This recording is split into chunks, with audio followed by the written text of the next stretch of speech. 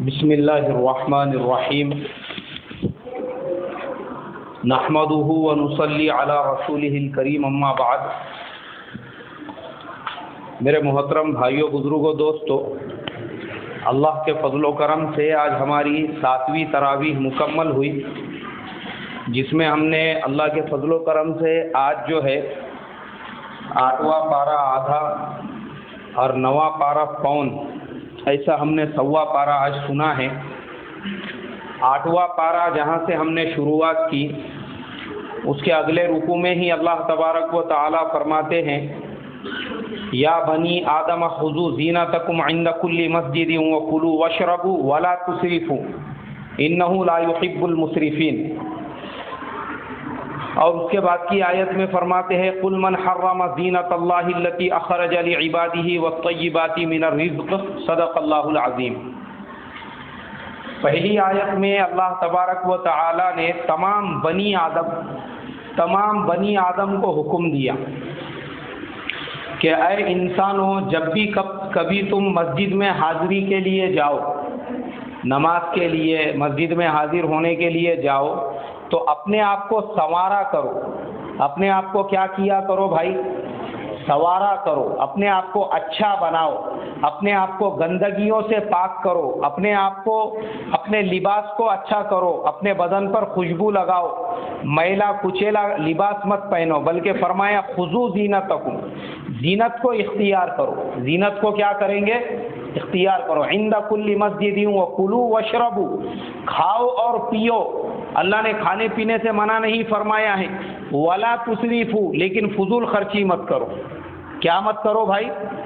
ہاں، فضول خرچی مت کرو۔ یا بنی آدم خذوا زینتکم عند کل مسجد وکلوا واشربوا ولا تسرفوا انہ لا یحب المسرفین۔ بے شک اللہ تبارک و تعالی فضول خرچی کرنے والوں کو پسند نہیں فرماتے ہیں۔ اس آیت کا مطلب کیا ہے؟ اس کا مطلب یہ ہے کہ جب بھی کبھی ہم نماز کے لیے مسجد میں جائیں تو ہمارے بدن پر لباس اچھا ہونا چاہیے۔ سب سے پہلے تو بدن پاک ہونا چاہیے تمام غلاظتوں سے، تمام نجاستوں سے، چاہے وہ نجاست خفیفہ ہو، چاہے وہ نجاست غلیظہ ہو، کوئی بھی نجاست ہو، ہر نجاست سے ہمارا جسم کیسا ہونا چاہیے بھائی؟ پاک صاف ہونا چاہیے۔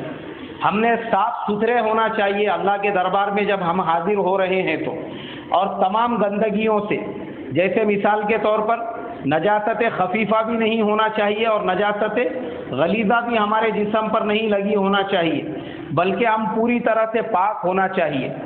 بدن کے جن حصوں کے بال کاٹنا ضروری ہے، وہ تمام حصوں کے بال نکالنا بھی ضروری ہے مسجد میں آنے سے پہلے، ورنہ آدمی مسجد میں آ کر بھی گنہگار ہوگا۔ مسجد میں آ کر بھی کیسا ہوگا بھائی؟ گنہگار ہوگا۔ جیسے بغل میں کے بال ہے، ہر جمعہ کو اس کے نکالنے کا اہتمام کرنا چاہیے۔ کتنے دن میں ایک مرتبہ؟ ہفتے میں ایک مرتبہ۔ اور اگر مدت بڑھ گئی تو کم سے کم 40 دن کے اندر تو نکالنا ہی چاہیے۔ 40 دن سے اوپر کی اس کی کوئی مقدار نہیں ہے، کیونکہ یہ اسلام، اللہ کے نبی صلی اللہ علیہ وسلم نے فرمایا، تنظفوا فإن الاسلام نظیف، صاف ستھرے رہو، اس لیے کہ اسلام صاف ستھرے لوگوں کا مذہب ہے۔ کس کا مذہب ہے؟ صاف ستھرے لوگوں کا۔ یہ غیروں کا طریقہ ہے جن کے نزدیک 6 مہینے بھی بغل کے بال نہیں کاٹے تو کچھ نہیں ہوتا۔ ایک مذہب کے ماننے والوں کے نزدیک عقیدہ ہی ہے ان کا، وہ کہیں کے بال نہیں نکالتے، تو ان کے بغل میں کے بال اگر آستین سے باہر بھی نکل رہے ہیں تو ان کے لیے جائز ہے، مگر ہم مسلمان ہیں، ہمارے لیے جائز ہے کیا؟ نہیں ہے۔ ہمارے شریعت نے یہ کہا کہ صاف ستھرے رہو، اور بغل کے علاوہ زیر ناف کے جو بال ہے وہ بھی ہر ہفتے نکالنا چاہیے۔ کتنے دن میں نکالنا چاہیے؟ ہر ہفتے، ہر جمعہ کو اس کے بھی نکالنے کا اہتمام کرنا چاہیے۔ علماء فرماتے ہیں اگر کوئی آدمی 40 دن کے اندر وہ بال نہیں نکالے گا اور 40 دن سے اوپر ہو جائے گا تو پھر وہ آدمی گنہگار ہوگا۔ کیسا ہوگا بھائی؟ گنہگار ہوگا۔ اس نے کوئی گناہ کا کام نہیں کیا، لیکن اپنے بدن سے اپنی گندگی کو صاف نہیں کیا، تب بھی شریعت کے نزدیک وہ کیسا ہے؟ گنہگار ہے۔ اور زیر ناف کے جو بال نکالنے ہیں پہلے زمانے میں کھورے کا استعمال کیا جاتا تھا، بلیڈ کا استعمال کرتے تھے، اس کا بھی استعمال کر سکتے ہیں۔ اس کے علاوہ آج کے زمانے میں جو لیٹسٹ چیزیں نکل گئی ہے، ہیئر ریموور وغیرہ مشینیں بھی آ گئی ہے، آپ اس کا بھی استعمال کر سکتے ہیں۔ ہمارے شریعت کے اندر سب جائز ہے، شرط صرف یہ ہے کہ اس جگہ کے بال کیسے ہونا چاہیے؟ پاک ہونا چاہیے، صاف ہونا چاہیے، ورنہ یاد رکھو یہ چیزیں ہمارے نبی صلی اللہ علیہ وسلم 1500 سال پہلے ہم کو سکھا کر چلے گئے، اور آج کا سائنس یہ کہتا ہے کہ جو لوگ اپنے زیر ناف کے بالوں کو وقت پر نہیں نکالتے ہیں، ایسے لوگوں میں ایڈز کی بیماری پیدا ہونے کے چانسز زیادہ ہوتے ہیں۔ HIV ایڈز جسے کہتے ہیں، جو لوگ نہیں نکالتے۔ اسی لیے ہمارے نبی صلی اللہ علیہ وسلم نے صاف ستھرے رہنے کا ہم کو حکم دیا، اسی لیے ہماری ختنہ کی جاتی ہے۔ یہ ختنہ ہمارے نبی کی سنت ہے۔ کس کی سنت ہے بولو؟ ہمارے نبی کی سنت ہے۔ آپ کو سن کر حیرت ہوں گی کہ آج غیر ایمان والوں میں 50% سے زیادہ لوگ ایسے ہیں جو بڑے ہونے کے بعد اپنی ختنہ ہاسپٹلوں میں جا کر خود کراتے ہیں، حالانکہ مسلمانوں کو اللہ کے نبی نے کتنے سال پہلے حکم دیا؟ 1500 سال پہلے، 1500 سال پہلے ہمارے شریعت نے ہم کو صاف ستھرا رہنے کے بارے میں سکھایا، لیکن آج غیر مسلموں کو بھی اس پر عمل کرنا پڑ رہا ہے۔ بچپن میں ان کے ماں باپ نے نہیں کیے تو کیا ہوا؟ وہ بڑے ہونے کے بعد دواخانوں میں جا کر رہے ہیں۔ اس کا ریزن اور وجہ یہ ہے کہ ایڈز کی بیماری جن لوگوں میں پیدا ہوتی ہے، زیادہ تر ایسے ہی لوگوں میں پیدا ہوتی ہے جن کا ختنہ نہیں کیا ہوا ہوتا ہے۔ وہاں پہ جراثیم جمع ہو جاتے ہیں، وہ جگہ سڑ جاتی ہے، یہاں تک کہ اس جگہ پہ کینسر پیدا ہو جاتا ہے۔ اس کی وجہ سے ڈاکٹر بھی لوگوں کو جو ہے سجیسٹ کرتے ہیں کہ بھائی تم لوگ جو ہے ختنہ کرو گے تو بیماریوں سے محفوظ رہو گے۔ ہماری شریعت صاف ستھرے لوگوں کی شریعت، ہم کو اتنے سال پہلے ہمارے نبی سکھلا کر گئے، اور خود حضور کی زندگی دیکھو کیسی تھی۔ ہمارے نبی صلی اللہ علیہ وسلم بھی صاف ستھرے رہا کرتے تھے۔ کیسے رہتے تھے بھائی؟ صاف ستھرے۔ آپ کی جو زلفیں بھی تھی، وہ زلفوں میں آپ روزانہ کنگھی کیا کرتے تھے اور تیل لگایا کرتے تھے، یہاں تک کہ اتنا تیل لگاتے تھے، امام ترمذی رحمۃ اللہ علیہ نے شمائل ترمذی میں لکھا ہے کہ ہمارے آقا صلی اللہ علیہ وسلم کے بالوں اور امامِ شریف کے درمیان میں ایک کپڑا ہوتا تھا جو تیل کی چکناہٹ کی وجہ سے پورا تیل والا ہو جایا کرتا تھا، اتنا تیل لگاتے تھے۔ آج ہمارے بھی بہت سارے نوجوانوں کو زلفیں رکھنے کا شوق ہے، مگر وہ جھپوٹیاں چھوڑنے کے بعد میں سالوں تک اس کے اندر کنگھا نہیں کرتے، پھر وہاں سے جوئیں نکل کے کانوں کے اوپر رینگنا شروع کر دیتے۔ ان کو دیکھ کر ایسا لگتا کہ کسی درگاہ کا مجاور ہے کیا معلوم بیچارہ ہوئی۔ ان کو سر میں تیل لگانا پتہ نہیں، سر میں کنگھی کرنا پتہ نہیں، خالی زلفیں رکھنے کا شوق ہے۔ آج ایک کریز چلا ہے نوجوانوں میں، بولے زلفیں رکھنے کا۔ ارے زلفیں رکھنے کا اس کو نبی کے طریقے پہ رکھو، مجاوروں کے طریقے پہ مت رکھو۔ کس کے طریقے پہ رکھیں گے؟ نبی صلی اللہ علیہ وسلم کے۔ نبی صلی اللہ علیہ وسلم کا طریقہ یہ تھا، حضور صلی اللہ علیہ وسلم روزانہ کنگھی کرنے کا اہتمام فرمایا کرتے تھے، اور پھر کہا کہ مسجد میں آنے سے پہلے اپنے آپ کو سنوارو۔ اسی لیے کہا کہ بدن کا پاک ہونا ہمارے شریعت میں کیا ہے بھائی؟ فرض ہے۔ مسجد میں جب آ رہے اور اپنے آپ کو سوار، خذوا زینتکم، اچھے کپڑے، جو سب سے اچھے کپڑے ہمارے پاس ہے، مسجد میں آتے وقت میں ہم نے ویسے کپڑے پہننا چاہیے۔ کیوں؟ اس لیے کہ ہم کس کے دربار میں جا رہے ہیں؟ ہم اللہ رب العزت کے دربار میں جا رہے ہیں۔ جب ہم اللہ کے دربار میں، جو سارے بادشاہوں کا بادشاہ ہے، جو سارے آقاؤں کا آقا ہے، وہ ساری دنیا کے بڑے بڑے رستموں اور بڑے بڑے تیسمار خانوں کا آقا ہے، اس اللہ کے دربار میں جب ہم جا رہے ہیں، ہم نے صاف ستھرے اچھے کپڑے پہن کر، اس پہ خوشبو عطر وغیرہ لگا کر، اور اپنے آپ کو بھی سنوار کر اللہ کے دربار میں حاضر ہونا چاہیے۔ آج ہمارا حال الٹا ہے۔ آج ہم جب آفسوں میں جاتے ہیں، جب ہم کسی سے ملنے کے لیے جاتے ہیں، شادی میں جاتے ہیں، کہیں جاتے ہیں، اپنے آپ کو اپ ٹو ڈیٹ بنا کر جاتے ہیں۔ وہاں پہ جانے کے لیے استری کے کپڑے پہنیں گے، وہاں پر جانے کے لیے فارمل ڈریس پہنیں گے، وہاں پر جانے سے پہلے اپنے آپ کو سنواریں گے، وہاں پر جانے سے پہلے کپڑوں کی استری کریں گے۔ مسجد میں جب آنے کا ہے وہ سارے کپڑے نکال کے رکھیں گے، میلی کچیلی لنگی پہنیں گے، ایک آدھی بساندے صورت کی ٹی شرٹ یا پھر جو ہے ایک آدھی بنیان آنگ پہ ڈالیں گے، ٹوپی پہنیں گے تو پہنیں گے، نہیں تو نہیں پہنیں گے۔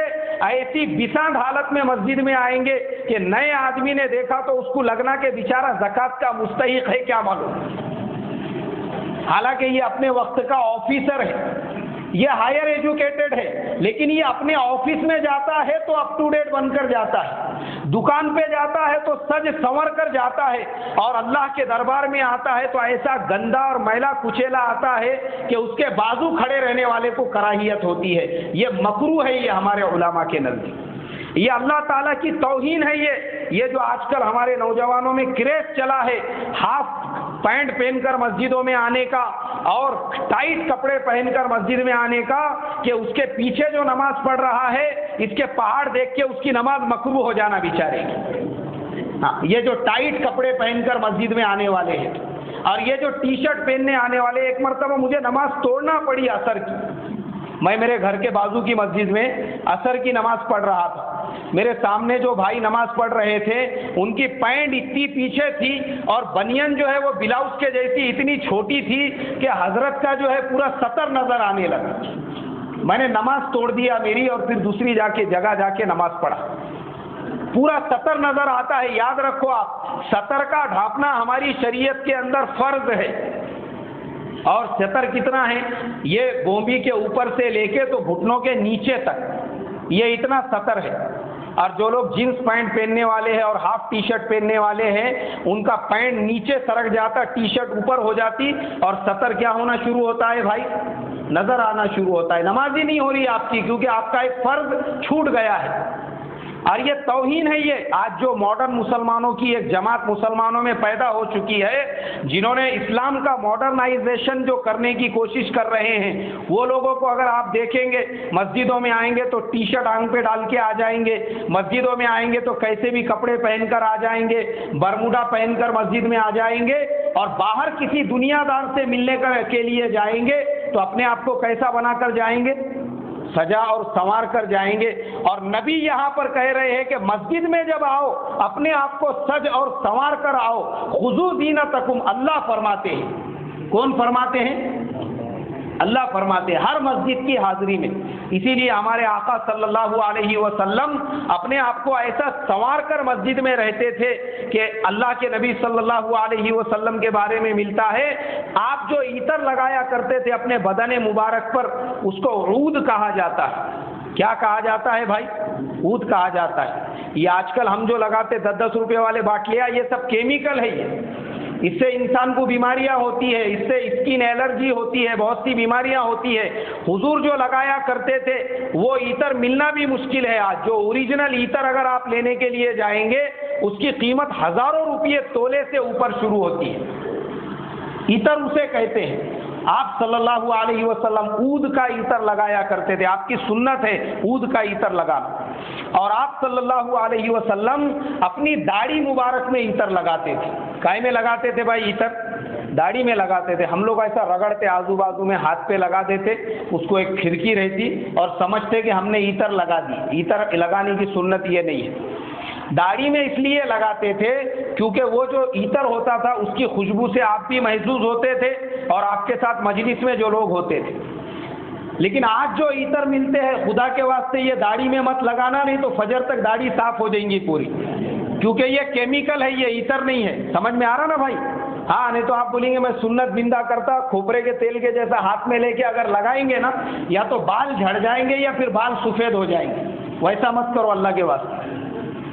تو حضور صلی اللہ علیہ وسلم ایسے رہتے تھے، یہاں تک کہ صحابہ کو آپ تعلیم دیتے تھے۔ ایک صحابی آپ کے سامنے آئے جن کی مونچھیں اتنی بڑی بڑی تھی کہ اس کی وجہ سے ان کے دونوں ہونٹ نظر نہیں آ رہے تھے۔ آپ صلی اللہ علیہ وسلم نے مسواک ان کے مونچھوں کے نیچے رکھی اور ان کی مونچھوں کو کتر کر ان کی مونچھوں کو لیول میں لیا، مونچھوں کو برابر کیا، اور اس کے بعد میں ان سے کہا کہ اللہ جمیل یحب الجمال، اللہ تبارک و تعالیٰ خود بھی اچھے ہے، خوبصورت ہے، اور خوبصورتی کو اللہ کیا فرماتے ہیں بھائی؟ پسند فرماتے ہیں۔ اللہ خوبصورتی کو پسند فرماتے ہیں۔ ذرا خوبصورت رہو، ایسے میلے کچیلے مت رہو کہ تم کو دیکھ کر کسی کو وحشت ہونے لگے، ڈر لگنے لگے۔ اللہ کے نبی نے ان کو حکم دیا اور ان کی مونچھوں کو صحیح کی۔ تو اس کے لیے میرے بھائیوں، مونچھیں بھی جو ہے اللہ کے نبی کی سنت ہے، مونچھوں کو کینچی سے کم کرنا۔ کیسے کم کرنا؟ کینچی سے اس کو قطر دینا، یا اس کو بالکل ختم بھی ہم نے کی ہے، لیکن کینچی سے اس طرح سے نہیں۔ ہمارے امام اعظم ابو حنیفہ رحمۃ اللہ علیہ کے نزدیک اس طرح سے مونچھیں نکالنا مکروہ ہے، تحریمی ہے، بلکہ کینچی سے یا پھر جو مشین آتی ہے اس سے بھی ہم لوگ اپنی مونچھوں کو نکال سکتے، کوئی حرج نہیں ہے، لیکن زیادہ بڑی مونچھیں بھی نہیں ہونا چاہیے۔ جو مونچھوں کے بال اگر ہونٹوں پر آ رہے ہیں وہ بھی مکروہ ہے۔ ہمارے مولانا یونس صاحب رحمۃ اللہ علیہ فرماتے تھے، ایک نوجوان کو بولے میں نے دیکھا جس کی مونچھوں کے بال ہونٹوں تک آ رہے تھے، تو میں نے اس سے یہ پوچھا کہ بھائی تیرے گھر پہ چائے کی چھنی نہیں ہے کیا؟ بولے کیوں مولانا؟ نہیں، بولے تیری مونچھیں اتنی بڑی ہے، مجھے لگا تو مونچھوں سے چائے چھان کے پیتا کیا بولا؟ تو اتنی لمبی بھی مونچھیں نہیں ہونا چاہیے۔ یہ یہود و نصارہ کا طریقہ ہے، غیروں کا طریقہ ہے یہ۔ اس لیے دیکھو، یہودی بھی داڑھی رکھتے ہیں، یہودیوں کے نزدیک داڑھی رکھنا فرض ہے، لیکن یہودیوں میں داڑھی کے ساتھ مونچھیں رکھنا بھی فرض ہے۔ داڑھی کے ساتھ کیا رکھنا بھی فرض ہے؟ مونچھیں بھی فرض ہے۔ ہم مسلمان بھی داڑھی رکھتے ہیں، لیکن ہمارے نبی کے نزدیک داڑھی کے ساتھ مونچھوں کو کترنا کیا ہے بھائی؟ سنت ہے، یہ ہمارا طریقہ ہے۔ ہم ہمارے داڑھی مونچھوں میں بھی یہود کی بھی مخالفت کریں گے اور دوسرے دنیا میں ماننے والے مذہبوں کی بھی مخالفت کریں گے۔ ہماری داڑھی اور مونچھ بھی ایسے ہونا چاہیے جسے دیکھ کر ہر کوئی یہ کہہ سکے کہ یہ محمد الرسول اللہ صلی اللہ علیہ وسلم کا ماننے والا ہے۔ ہماری داڑھی اور مونچھ بھی ان سے الگ ہونا چاہیے۔ آگے کی آیت میں پھر آگے فرماتے اللہ وَلَا تُسْرِفُوا، پھر کہا کہ کُلُوا وَاشْرَبُوا، کھاؤ پیو۔ ہمارے شریعت میں کھانا پینا منع نہیں ہے، اچھے سے اچھا کھانے کی ہمارے شریعت میں اجازت ہے، اچھے سے اچھا کھاؤ، اللہ نے دیا ہے خوب اس کی نعمتوں کا استعمال کرو۔ وَلَا تُسْرِفُوا، فضول خرچی مت کرو۔ کیا مت کرو بھائی؟ فضول خرچی مت کرو۔ فضول خرچی کسے کہیں گے؟ فضول خرچی اسے کہیں گے اللہ کی حدود سے باہر نکلنا۔ کیسے باہر نکلنا؟ اللہ کی حدود سے باہر نکلنا، جیسے مثال کے طور پہ انسان کے ضرورت کی، بنیادی ضرورت کی جو چیزیں علماء نے لکھی ہے وہ 4 چیزیں: کھانا پینا، کپڑے پہننا یہ ایک ضرورت ہے، رہنے کا گھر یہ ایک ضرورت ہے، سواری یہ ایک ضرورت ہے، اور نکاح یہ ایک ضرورت ہے۔ اب ان تمام چیزوں میں ہم دیکھیں گے کھانا پینا اور کپڑے جو ہے اس میں فرض بھی ہے، سنت بھی ہے، مکروہ بھی ہے اور حرام بھی ہے۔ کھانے پینے میں کیا فرض کیا ہے؟ فرض یہ ہے کہ کم سے کم اتنا کھانا فرض ہے جس سے آدمی زندہ رہ سکے۔ اگر اتنا نہیں کھائے گا تو کیا ہوگا بھائی؟ گنہگار ہوگا۔ اپنی زندگی کو بچانے کے لیے اتنا کھانا ہر انسان کے اوپر فرض ہے جس سے اس کی جان محفوظ رہ سکے۔ پھر دوسرا سنت ہے، سنت ہے ہمارے نبی صلی اللہ علیہ وسلم کی حلال کھانا۔ کیسا کھانا؟ صاف کھانا، پاک کھانا، اور جو چیزیں حضور کو پسند تھی، جیسے دودھ آپ صلی اللہ علیہ وسلم کو پسند تھا، جیسے شہد آپ صلی اللہ علیہ وسلم کو پسند تھا، جیسے ٹھنڈا پانی آپ صلی اللہ علیہ وسلم کو پسند تھا، جیسے سرید آپ صلی اللہ علیہ وسلم کو پسند تھا، جیسے کھجور آپ صلی اللہ علیہ وسلم کو پسند تھی، جیسے بہت سارے پھل جو آج ہم کھاتے ہیں، ککڑی ہے، تربوز ہے، یہ بھی ہمارے نبی صلی اللہ علیہ وسلم کو پسند تھی۔ یہ تمام چیزوں میں بھی سنتوں کا ہم نے اہتمام کرنا چاہیے۔ اور مکروہ وہ چیزیں ہیں جن میں سے بدبو آنے لگے، جن میں سے کیا آنے لگے؟ جس کو کھانے کے بعد آدمی کی صحت خراب ہونے کا ڈر محسوس ہو، وہ مکروہ ہے۔ اور حرام وہ چیزیں ہیں جن کو اللہ نے اور اس کے نبی نے ہمارے لیے حرام کر دیا، جیسے سور کھانا حرام ہے، جیسے شراب پینا حرام ہے، جیسے اور بہت ساری چیزیں جو قرآن اور حدیثوں میں مذکور ہے، ان تمام چیزوں کا کھانا ہمارے لیے کیا ہے بھائی؟ حرام ہے، یہ حرام ہے۔ کپڑے پہننے میں فرض بھی ہے، سنت بھی ہے، مکروہ بھی ہے اور حرام بھی ہے۔ فرض کیا ہے؟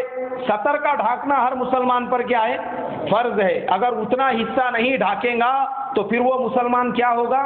गुनहगार होगा। आज हमारे ज़माने में बहुत सारे मॉडर्न मुसलमान, बेचारे गोर गरीब हमारे तुम्हारे जैसे लोग नहीं, जो अपने आप को मॉडर्न समझने वाले हैं, जिनके पास जब 4 पैसे आ गए उसकी गर्मी में यहाँ तक कि चड्डी पहन के सुबह के टाइम पे वॉकिंग करते रहे। हाँ, काय की गर्मी रहती है, पैसों की गर्मी रहती है। गरीबी रही तो ऐसे चड्डी पहन के वॉकिंग करेगा क्या? हाँ, नहीं करेगा। अपने आप को मॉडर्न समझने वाले, अपने आप को यूरोप अमेरिका के लेवल का समझने वाले, हालांकि वहाँ के लोग इंडिया के लोगों को आज भी क्या समझते हैं भाई? बेगर समझते हैं। हाँ, इंडियन बेगर बोलते हैं वो। हमारे इंडिया का एक बहुत बड़ा लेखक वो गया और जाने के बाद में उसको ब्रिटेन में जाने के बाद में ऐसा लगा कि यहाँ मेरी बहुत इज्जत होगी, यहाँ पे मेरी गुलपोशी होगी और मुझे जो है बहुत इज्जत से ये किया जाएगा, और अपने ज़्यादा ओवर एक्सपेक्टेशन लेके हजरत वहाँ पे पहुँचे। और वहाँ जाने के बाद में एक राइटर के साथ में उनकी हुज्जत हो गई। हुज्जत होने के बाद में वो इंडियन जो राइटर थे वो कहने लगे, यू नो व्हाट एम आई, मैं कौन हूँ तुझे मालूम नहीं है बोले। तो वो अंग्रेज राइटर ने बोला, या I know what are you, you are Indian बेगर, मुझे मालूम है बोले तू इंडिया का भिखारी है। I know what about your country, मुझे मालूम है तेरे कंट्री के बारे में। तेरे कंट्री में हर सिग्नल पे 2-4 भिखारी मिलेंगे, हर रेलवे स्टेशन पे 8-10 डजन भिखारी मिलेंगे, हर बस स्टैंड पे भिखारी पड़े हुए हैं, गाड़ी का रुकना तेरे कंट्री के अंदर मुश्किल है बोले। मालूम है तू कहाँ का है?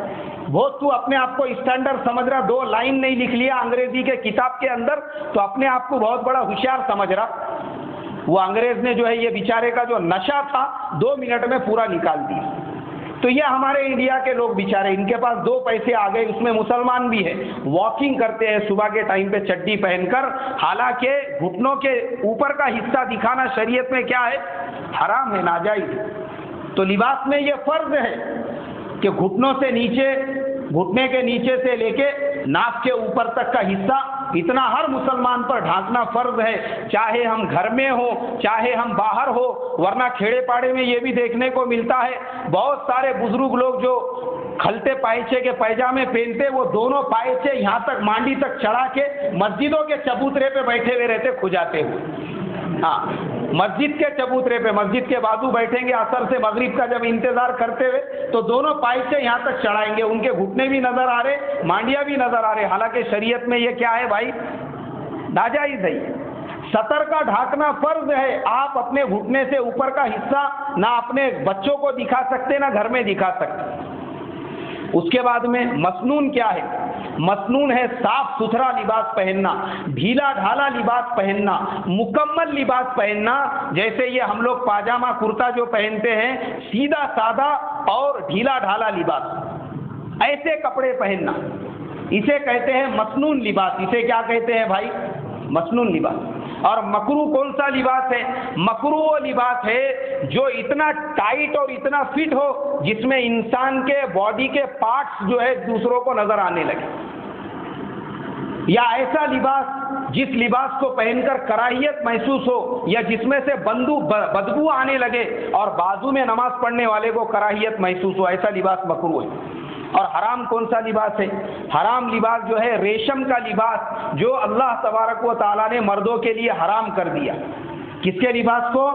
रेशम के लिबास को। उसके बाद घर पे आते हैं, घर के अंदर भी जो है उसमें भी हराम भी है और मसनून भी है। मसनून तो ये है कि सीधा सादा घर हो, जैसे हमारे नबी का घर था कि आप जब घर में दाखिल होते तो आपके सर की छत लगती थी, सर के ऊपर घर की छत लगती थी, इतना सीधा सादा मकान था।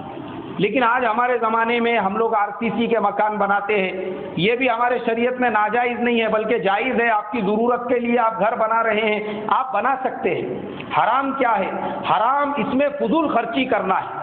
हराम क्या है भाई? इसके अंदर फजूल खर्ची करना है। चुप तो भी इंटीरियर डिज़ाइनिंग कर रहे हैं, दोस्तों को बताने के लिए, रिश्तेदारों पे इंप्रेशन झाड़ने के लिए 1-1, 2-2 लाख रुपये का उस पर खर्च कर रहे हैं। एक जान पहचान वाले के घर पे जाने का मौका मिला, उसके घर पे एकदम बेहतरीन टाइल्स लगी हुई थी, तो वो उखाड़ने का काम किया जा रहा था। मैं बोला यार ये टाइल्स क्यों उखाड़ रहे? बोले ये इसको निकाल के मैं इटालियन टाइल्स लगा रहा हूँ। बोले मैं बोला उसकी क्या ज़रूरत है? नहीं, बोले मेरे जितने भी दोस्त थे फ्रेंड सर्कल में सबके घरों पे इटालियन टाइल्स लग गई, बोले मेरे घर पे बाकी थी। मैं बोला मैं क्यों पीछे रहूं, इसलिए मैं भी लगा रहा हूँ। یہ ہمارے شریعت میں حرام اور ناجائز ہے. اسی لیے اللہ نے کہا ولا تسرفوا، فضول خرچی مت کرو. فضول خرچی اللہ کو کیا ہے بھائی؟ پسند نہیں ہے. اور اس کے بعد میں آگے ہم آتے ہیں سواری کے اوپر. سواری جو ہے حضور کے زمانے میں گھوڑے، خچر، اونٹ یہ سواریاں ہوتی تھی. ہمارے حضور کے پاس سواری کی ہر قسم موجود تھی. آپ کے پاس میں گھوڑا بھی تھا، خچر بھی تھا، اونٹنیاں بھی تھی اور گدھا بھی تھا آپ کے پاس. وہ زمانے کی جو سواریاں ہوتی تھی. آج ہمارے زمانے کی جو سواریاں ہیں، موٹر سائیکل ہے، سائیکل ہے، کار ہے. اگر ہماری استطاعت ہے ہم اپنی سہولت کے لیے موٹر سائیکل رکھنا ہے وہ رکھ سکتے، کار لینا ہے کار لے سکتے. جو گاڑی ہم استعمال کرنا ہے ہمارے شریعت میں ناجائز ہے کیا بھائی؟ بالکل جائز ہے. حرام کیا ہے؟ حرام ہمارے شریعت میں یہ ہے کہ کوئی آدمی دکھاوے کے لیے، کوئی آدمی فخر کے لیے، کوئی آدمی گھمنڈ کے لیے گاڑی خریدے تاکہ محلے والوں پر امپریشن جھاڑے، تاکہ رشتہ داروں پر امپریشن جھاڑے، تاکہ برادری والوں کو بتائے کہ میں کسی سے کم نہیں ہوں. اپنا گھمنڈ بتانے کے لیے اگر کوئی گاڑی لیتا ہے یا اپنا فخر دکھانے کے لیے، اپنا امپریشن جھاڑنے کے لیے کوئی گاڑیوں میں فضول خرچی کرتا ہے، یہ ہمارے شریعت کے اندر ناجائز ہے. اور آگے کی آیت میں کہا قل من حرم زینت اللہ، اللہ نے جو چیزوں کو تمہارے لیے حلال کر دیا اس کو اپنے لیے حرام مت کرو. اس کو اپنے لیے کیا نہیں کریں گے بھائی؟ حرام مت کرو. ورنہ دیکھو یہ سب نعمتیں ہیں اللہ کی، حلال طریقے سے ہم اللہ کی ساری نعمتوں کو استعمال کر سکتے، ہمارے شریعت میں ناجائز نہیں ہے. ورنہ کچھ لوگ ایسے بھی ہیں جو حلال چیزوں کو بھی زبردستی اپنے اوپر حرام کرتے ہیں، حلال چیزوں کے استعمال کرنے پر بھی ناراض ہوتے ہیں. ان لوگوں کو جو ہے، ایسے جو لوگ ہوتے ہیں یہ دین میں اور تقوی میں اپنی طرف سے مبالغہ کرنے والے ہوتے ہیں. اور ان کے بھی واقعات لکھے ہیں. حضرت تھانوی رحمۃ اللہ علیہ کی کتاب میں ایک واقعہ پڑھنے کو ملا کہ حضرت ابراہیم ابن ادہم جو تھے وہ اپنے زمانے کے ولی کامل تھے اور بہت بڑے بادشاہ تھے. وہ بادشاہت کو لات مار کر ولایت کے اندر آ گئے، زہد میں آ گئے، تقوی میں آ گئے اور ساری بادشاہت کو انہوں نے چھوڑ دیا اللہ کے عشق میں، اللہ کے محبت میں کہ مجھے دنیا نہیں چاہیے، مجھے کون چاہیے بھائی؟ اللہ چاہیے. جیسے علامہ اقبال نے کہا کہ تیرے عشق کی انتہا چاہتا ہوں، اللہ سے کہا کہ تیرے عشق کی انتہا چاہتا ہوں، میری سادگی دیکھ کیا چاہتا ہوں. اللہ کے عشق کی انتہا چاہتا ہوں. آئے اللہ کے عشق میں، ایک مسجد میں آ کے بیٹھ گئے. اب وہ مسجد میں آلریڈی جو تقوی میں مبالغہ کرنے والے صاحب رہتے، میں نے جو بتایا آپ کو ابھی، ایسی ہی ایک جو ہے صاحب جو ہے اس مسجد میں رہا کرتے تھے. اب یہ جو رہتے تھے اللہ تبارک و تعالیٰ نے اس آدمی کے غیب سے کھانے کا روزانہ انتظام کر دیا تھا. ایک کٹورے کے اندر دال آتی تھی اور 2 روٹیاں آ جاتی تھی. مغرب کی نماز پڑھتے تھے اور اس کے بعد ایک کونے میں جاتے تو وہاں پہ یہ دونوں چیزیں خود بخود رکھی ہوئی ہوتی تھی. اور یہ کوئی مشکل نہیں ہے، اسے کرامت کہتے ہیں. اسے کیا کہتے ہیں بھائی؟ کرامت. اللہ نے نبوت کا دروازہ بند کر دیا، ولایت کا دروازہ بند نہیں کیا. ولایت کا دروازہ بند کیا کیا؟ ولایت کا دروازہ قیامت تک کھلا رہے گا. تو 2 روٹیاں اور دال آ جایا کرتی تھی. اب یہ جو تھے جو ولی جو پیر صاحب تھے اس مسجد کے اندر پہلے سے، انہوں نے بولے کوئی تو بھی مسافر دکھ رہا، اگر مغرب تک یہاں پہ رکے ہوا رہا تو میرے پہلے 2 روٹیاں آتے اس میں حصے دار بن جائیں گا، ایک اس کو دینا پڑے گا، اس لیے اس کو مغرب سے پہلے روانگی کے آداب دے دو. تو وہ حضرت ابراہیم ابن ادہم کے پاس گئے اور جا کر کہنے لگے بولے یہ مسجد میں رکنے کی اجازت نہیں ہے، عصر کی نماز ہو گئی نا، چلو ابھی نکل جاؤ بولے یہاں سے. تو حضرت ابراہیم ابن ادہم نے کہا بولے بھائی دیکھو میں یہاں پر تمہارے سے روٹی مانگنے کے لیے نہیں آیا ہوں، میں تمہارے سے کچھ نہیں مانگوں گا، تم بے فکر رہو. اس کے بعد بولے اچھا اگر ایسا ہے تو پھر تم رک سکتے. بولے مغرب کی نماز ہو گئی. اب نماز ہونے کے بعد میں سارے لوگ جب چلے گئے، وہ جو پیر صاحب تھے وہ جب کونے میں گئے تو ان کا کٹورا اور 2 روٹیاں وہاں پر موجود تھی. انہوں نے وہ کٹورا لیا، روٹیاں لیے اور لے کے جو ہے اپنے کھانے میں مشغول ہو گئے. اب جب ادھر منہ کر کے جب وہ کھانے لگے تو ان کو پیچھے سے بھی کھانے کی آواز آنے لگی. انہوں نے جب پیچھے پلٹ کر دیکھا تو ابراہیم ابن ادہم کے سامنے ایک دسترخوان بچھا ہوا تھا جس میں ایک کٹورے میں جو ہے سالن تھا، ایک میں حلوہ تھا، روٹیاں بھی تھی، تلا ہوا بھنا ہوا گوشت بھی تھا، پھل بھی تھے، فروٹ بھی تھے، شربت بھی تھے، اور وہ شاہی دسترخوان کے اوپر کھانا کھا رہے تھے۔ اب وہ جو پرانے پیر صاحب تھے کئی سالوں سے جن کا اس مسجد پر قبضہ تھا، اور ان کے لیے روزانہ جو ہے کٹورا بھر کے دال اور 2 روٹیاں آتی تھیں، ان کے دل میں خیال پیدا ہوا۔ اب اللہ تعالیٰ سے شکایت کی اور کہنے لگے کہ اے اللہ، ہم تو تیرے پرانے عاشق ہیں، سب کچھ تیرے واسطے چھوڑ کے مسجد میں پڑے ہوئے ہیں، اور ہمارا یہ اکرام تیرے نزدیک، یہ اسٹینڈرڈ، یہ گریڈ ہمارا کہ ہمارے واسطے خالی کٹورا بھر کے دال اور 2 روٹیاں، اور اس کو جمعہ دن نہیں ہو رہے، ابھی ولایت کے اندر آ کے جمعہ 8 دن بھی نہیں ہو رہے، اس کے لیے شاہی دسترخوان۔ اللہ تبارک و تعالیٰ کی طرف سے غیب سے آواز آئی، اور یاد رکھو اللہ کی طرف سے آواز آتی ہے، اور وہ آواز ان کو سنائی دیتی ہے جن کے کان اس لیول کے ہوتے ہیں۔ جن کے کان کس لیول کے ہوتے ہیں بھائی؟ اس لیول کے، ہر آدمی کو نہیں سنائی دیتی۔ آواز آئی ان کو غیب سے، الہام ہوا اللہ کی طرف سے، بولے دیکھ تیرے اور ان کے درمیان کا فرق دیکھ، تو کون ہے؟ تو گھاس کھود کے بیچا کیا کرتا تھا، گھاس کھودتا تھا، بیچتا تھا، اور وہ گھاس کھودنا چھوڑ کے ولایت میں آیا، ہمارے عشق میں محبت میں آیا، تو تجھے پھکٹ میں دال بھر کے کٹورا بھر کے دال اور 2 روٹیاں مل رہی ہے۔ اس کا مقام دیکھ، وہ بادشاہ کی کرسی پر تھا۔ کس کے کرسی پر تھا بھائی؟ ہاں، یہ جو کھا رہا ہے اس سے بڑی بڑی نعمتیں اس کے پاس میں تھی، لیکن ہمارے عشق میں، ہمارے محبت میں سب کو لات مار کے وہ ہمارے راستے میں آ گیا۔ تیرے کو اگر یہ کٹورا بھر کے دال اور 2 روٹیاں پٹتے ہوں گے تو ٹھیک، نہیں تو تیرا کھرپا فلانے جھاڑ کے نیچے رکھے ہوا ہے، ابھی بھی تو یہ چھوڑ کے وہ اپنے ہاتھ میں لے کے کھرپنے کے کام میں لگ سکتا ہے۔ لیکن ہمارے سامنے جو ہے تیرے ناز اور نخرے نہیں چلیں گے۔ کیوں؟ اس لیے کہ تو جو آیا، کیا چھوڑ کر آیا بھائی؟ گھاس کا دھندا چھوڑ کے ولایت میں آیا، اور وہ جو ولایت کی لائن میں آئے کسے چھوڑ کر آئے؟ بادشاہت کو چھوڑ کر آئے۔ تو ایسے جو غلو کرنے والے ہوتے ہیں ہمارے زمانے میں بھی بہت سارے ہوتے ہیں، تو ان کے بارے میں اللہ نے فرمایا قل من حرم زینت اللہ، اے محمد صلی اللہ علیہ وسلم لوگوں سے یہ کہو کہ جن چیزوں کو ہم نے تمہارے لیے حلال کر دیا ان چیزوں کو اپنے اوپر کیا مت کرو؟ حرام مت کرو۔ اللہ کی تمام نعمتوں کا استعمال کرو، لیکن حلال طریقے سے اور اللہ کا شکر ادا کرتے ہوئے کریں گے بھائی سبھی انشاءاللہ۔ اللہ مجھے آپ کو کہنے سے سننے سے زیادہ عمل کی توفیق عطا فرمائے۔ سبحان اللہ و بحمدہ، سبحانک اللہم و بحمدک، نشہد ان لا الہ الا انت، نستغفرک و نتوب الیک۔ سبحان ربک رب